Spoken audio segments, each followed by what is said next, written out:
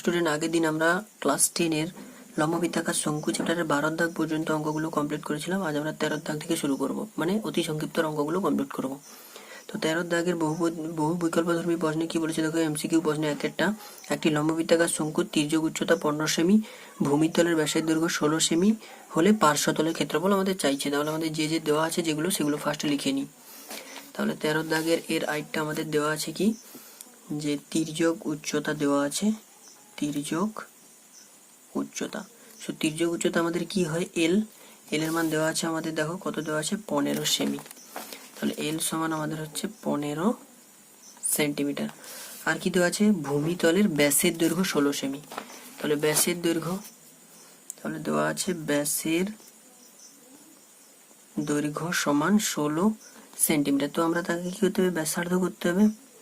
তাহলে ব্যাসার্ধ সমান 8 সেন্টিমিটার। তাহলে দেখো আমরা এল পেয়ে গেলাম, আর পেয়ে গেলাম। এবার আমরা পার্শ্বতলের ক্ষেত্রফল বের করব। তাহলে পার্শ্বতলের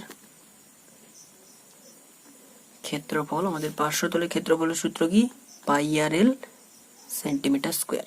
তাহলে দেখো অ্যান্সার যেহেতু আমাদের পাই দিয়ে আছে, তাহলে আমরা পাইয়ের মান পুট করব না, পাই থাকবে। তাহলে পাই থাকলো, আর এর মান এই যে ব্যাসার্ধ 8 ইন্টু এল এর মান এই যে 15 সেন্টিমিটার স্কোয়ার।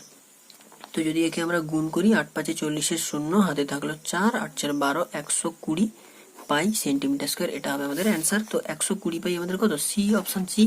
তাহলে আমাদের অপশন নাম্বার সি হবে একের দাগের এর আইটটা। এবারে যাবো আমরা 2 দাগের কোশ্চেন। হ্যাঁ, 2 দাগেরটা কি বলেছে দেখো, দুটি লম্ববৃত্তাকার শঙ্কুর আয়তনের অনুপাত 1:4, তাদের ভূমিতলের ব্যাসার্ধের দৈর্ঘ্যের অনুপাত যদি এত হয়, তাদের উচ্চতার অনুপাত কত।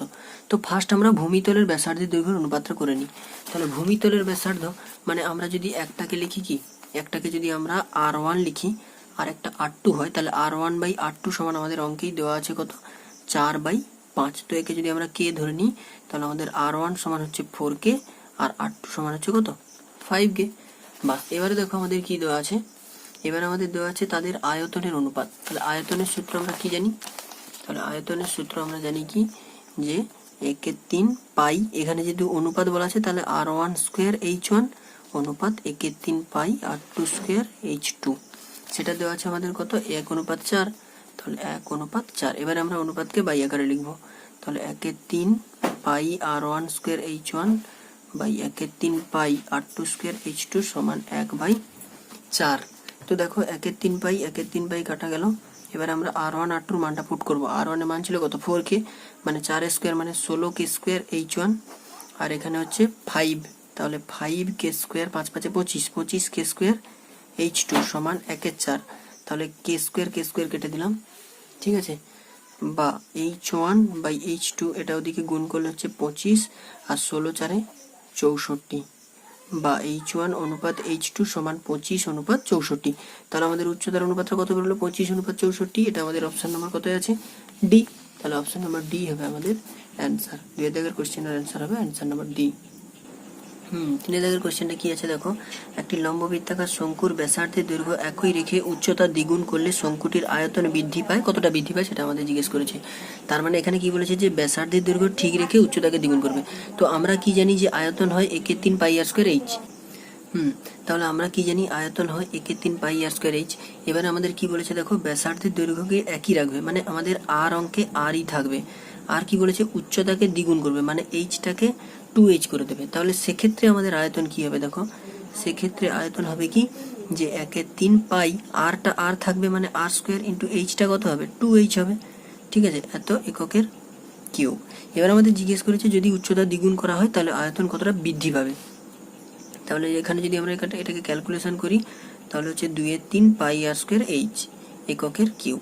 এবারে বৃদ্ধি আমরা কি করে পাবো, এই পরেরটা থেকে আগেরটা বাদ, অতএব বৃদ্ধি সমান কত হবে, 2/3 পাই আর কিউব এইচ, পাই আর স্কোয়ার এইচ মাইনাস এই যে 1/3 পাই আর স্কোয়ার এইচ এককের কিউব। তাহলে এটা যদি আমরা বিয়োগ করি, পাই আর স্কোয়ার এইচ আমরা যদি এখান থেকে কমন নিই, তাহলে আমাদের হচ্ছে 2/3 বিযুক্ত 1/3, তার মানে আমাদের হচ্ছে কত, বিয়োগ করলে 1/3 পাই আর স্কোয়ার এইচ। তার মানে কি আমাদের যেটা ছিল সেটাই আছে, মানে আমরা যদি শতকরা বৃদ্ধি করি, শতকরা কতটা বাড়লো আর কি। শতকরা দেখো আমাদের ছিল কত, 1/3 পাই আর স্কোয়ার এইচ, তাহলে 1/3 পাই আর স্কোয়ার এইচ বেড়েছে কত, সেখান থেকে 1/3 পাই আর স্কোয়ার এইচ, এবারে 100 বাড়বে কতটা, তাহলে 1/3 পাই আর স্কোয়ার এইচ 1/3 পাই আর স্কোয়ার এইচ কাটলাম, তাহলে আমাদের অ্যান্সার কত বেরোলো 100%। আর এটা ছিল দেখো আমাদের অপশান নম্বর এ, তাহলে অপশান নম্বর এ হবে আমাদের অ্যান্সার। এবারে যাবো আমরা 4 দাগের কোশ্চেন। তো 4 দাগের কোশ্চেনটা কি বলেছে দেখো, একটি শঙ্কুর ব্যাসার্ধের দৈর্ঘ্য এবং উচ্চতা প্রত্যেকটি দ্বিগুণ হলে শঙ্কুটির আয়তন হয় পূর্বের শঙ্কুর আয়তনের কত গুণ। তাহলে আমরা জানি কি শঙ্কুর আয়তন 1/3 পাই আর স্কোয়ার এইচ। এবারে আমাদের বলেছে কি যে 1/3 পাই, আমাদের বলেছে কি যে ব্যাসার্ধের দৈর্ঘ্যকে এবং উচ্চতা দুটিকেই দ্বিগুণ করবে। তাহলে ব্যাসার্ধের দৈর্ঘ্যকে যদি দ্বিগুণ করি তাহলে 2r এর হোল স্কোয়ার ইন্টু উচ্চতাকে যদি দ্বিগুণ করি তাহলে 2h। এবার যদি এটাকে আমরা ক্যালকুলেশন করি তাহলে 1/3 পাই 2 স্কোয়ারের জন্য 4r স্কোয়ার ইন্টু 2h, তার মানে হচ্ছে কত 4 দুগুণে 8 ইন্টু 1/3 পাই আর স্কোয়ার এইচ। তাহলে আমাদের এখানে দেখো 1/3 পাই আর স্কোয়ার এইচটা কি আয়তন, তাহলে 8 ইন্টু আয়তন, তাহলে আয়তনের কত গুণ হলো 8 গুণ, তাহলে এটা হবে আমাদের উত্তর আয়তনের 8 গুণ। 8 গুণ কত নম্বর আছে, অপশন নম্বর ডি, তাহলে অপশন নম্বর ডি হবে আমাদের অ্যান্সার 4 দাগের কোশ্চেন। এবারে আমরা যাবো কত 5 দাগের কোশ্চেন। ঠিক আছে, 5 দাগের কোশ্চেনটা কি বলেছে দেখো, 5 দাগের কোশ্চেনটা বলেছে একটি লম্ববৃত্তাকার শঙ্কুর ব্যাসার্ধের দৈর্ঘ্য r/2 এবং তির্যক উচ্চতা 2l একক হলে সমগ্রতলের ক্ষেত্রফল। ফার্স্ট আমরা সমগ্রতলের ক্ষেত্রফলটা লিখব। তাহলে সমগ্রতলের ক্ষেত্রফলের সূত্র,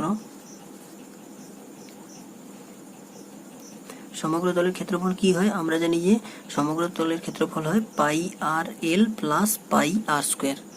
ঠিক আছে, এবারে এখানে আমাদের দেখো পাই তো পাই থাকলো, আর আর এর জায়গায় এখানে আমাদের দেওয়া আছে কত r/2, তাহলে আর এর জায়গায় হবে কত r/2 ইন্টু এল এর জায়গায় কত দেওয়া আছে তির্যক উচ্চতা 2l, তাহলে 2l প্লাস পাই পাই থাকবে, আর এর জায়গায় আমাদের হবে কত r/2 তার হোল স্কোয়ার। তাহলে এটাকে যদি আমরা ক্যালকুলেশন করি 2 2 কাটা গেল, তাহলে পাই আর এল প্লাস এখানে হচ্ছে পাই আর স্কোয়ার বাই 4।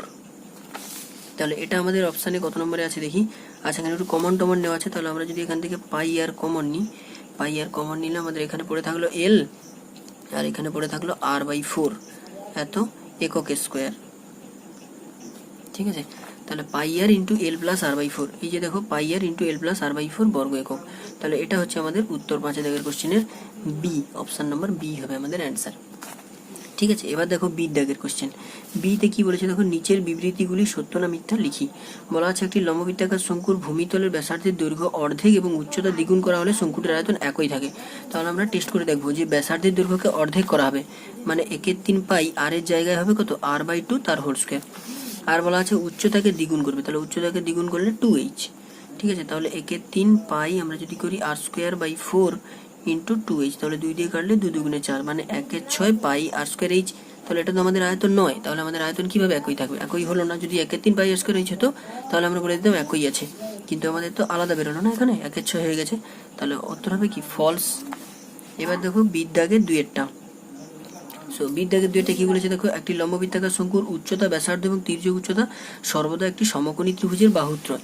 দেখো আমরা যদি একটা সমকোণী লম্ববৃত্তাকার শঙ্কু আঁকি, লম্ববৃত্তাকার শঙ্কু আঁকি, তাহলে দেখো এটা আমাদের লম্ববৃত্তাকার শঙ্কু হয়। আর আমরা কি জানি, এটা তার হয় কি ব্যাসার্ধ, এটা হয় উচ্চতার, এটা হয় এল, আর এটা একটা সমকোণী ত্রিভুজ। তাহলে এই সমকোণী ত্রিভুজের তিনটি বাহু কি, একটা এইচ, একটা আর, একটা এল। তার মানে কি এটাই হচ্ছে শঙ্কুর, আর শঙ্কুর ক্ষেত্রে আমরা জানি এইচ এল আর এটা হয়। তাহলে শঙ্কুর উচ্চতা ব্যাসার্ধ তির্যক উচ্চতা সর্বদা কি হবে, একটি সমকোণী ত্রিভুজ হবে। তাহলে এটা বাহু, সমকোণী ত্রিভুজের বাহু হবে এগুলো, তাহলে সেটাই আমাদের আছে এখানে। তাহলে আমাদের এটা কি হবে, অপশন ট্রু হবে। ঠিক আছে, এবার দেখো সিদ দাগের কোশ্চেনে কি বলেছে দেখো, আমাদের সিদ দাগের এক একটা বলেছে দেখো, এবিসি সমকোণী ত্রিভুজের এসি অতিভুজ। ধরো এটাতেই আমরা যদি করি, আচ্ছা একটা আমরা আঁকি, ধরো আমাদের একটা সমকোণী ত্রিভুজ এ বি সি, আমাদের এসিটা অতিভুজ বলে দিয়েছে অঙ্কে। এ বি বাহুকে অক্ষ ধরে ত্রিভুজটিকে একবার পূর্ণ আবর্তন করলে যে লম্ববৃত্তাকার শঙ্কু উৎপন্ন করে তার ব্যাসার্ধ। তাহলে দেখো আমরা এ বি কে যদি ব্যাসার্ধ করে যদি একবার পূর্ণ আবর্তন করি তাহলে আমাদের এই পাশটাও আসবে, মানে একটা কি শঙ্কু উৎপন্ন করবে। এবারে সেই যে শঙ্কুটা উৎপন্ন হলো তার ব্যাসার্ধটা কি হবে বলেছে, শঙ্কু উৎপন্ন হয় তার ব্যাসার্ধ, তাহলে তার ব্যাসার্ধ কি হবে বিসি হবে, এটাই তো তার ব্যাসার্ধ হয়, তাহলে ব্যাসার্ধ হবে কি বিসি, এটা হবে আমাদের উত্তর। এবারে যাবো দেখো আমরা দুইয়ের দাগের সির দুইটা কি আছে দেখো, একটি লম্ববৃত্তাকার, সির দুইটা কি আছে দেখো, একটি লম্ববৃত্তাকার শঙ্কুর আয়তন ভি ভূমিতলের ক্ষেত্রফল এ বর্গ একক হলে ভূমিতলের ক্ষেত্রফল a বর্গ একক হলে উচ্চতা ড্যাশ। তার মানে এখানে আমাদের কি বলেছে দেখো, আয়তন ভি, আয়তনের সূত্র কি, ভি সমান একে 3 পাই আর স্কয়ার এইচ। ঠিক আছে, তারপর কি দেওয়া আছে, ভূমিতলের ক্ষেত্রফল এ, মানে এ সমান আমরা কি জানি, এ সমান ভূমিতলের ক্ষেত্রফল যেহেতু বৃত্তাকার তার মানে কি পাই আর স্কয়ার। এবারে তাহলে আমাদের উচ্চতাটা কত হবে বলেছে।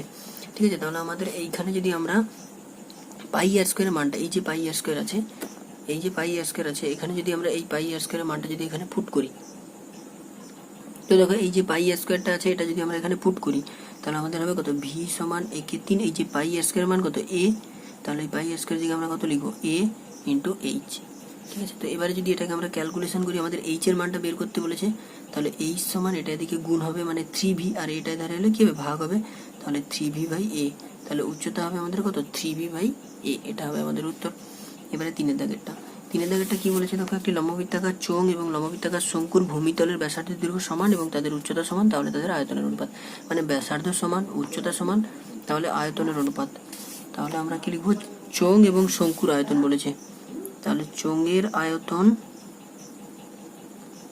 অনুপাত শঙ্কুর আয়তন, চোঙের আয়তন অনুপাত শঙ্কুর আয়তন। চোঙের আয়তনের সূত্র কি, যে পাই আর স্কয়ার এইচ, আর শঙ্কুর আয়তনের সূত্র কি, একে 3 পাই আর স্কয়ার এইচ। তাহলে দেখো দুপাশে পাই আর স্কয়ার এইচ, পাই আর স্কয়ার এইচ কাটা গেল, তাহলে এক অনুপাত একে 3। এবারে আমাদের হবে কত, 3টা যদি, এবারে দেখো আমরা যদি এখানে 3 দিয়ে গুণ করি তাহলে 3 একে 3 অনুপাত আর 1 করতে 1, তাহলে 3 অনুপাত 1 হবে আমাদের এখানে উত্তর। তো আশা করি আজকে তোমরা সমস্ত অঙ্কগুলো বুঝতে পেরেছো। পরের দিন আমরা এই চ্যাপ্টারে যে 14 দাগের যে অঙ্কগুলো আছে সেই 14 দাগের অঙ্কগুলোকে আমরা কমপ্লিট করবো, যে 14 দাগের অঙ্কগুলো আছে। তো আজকে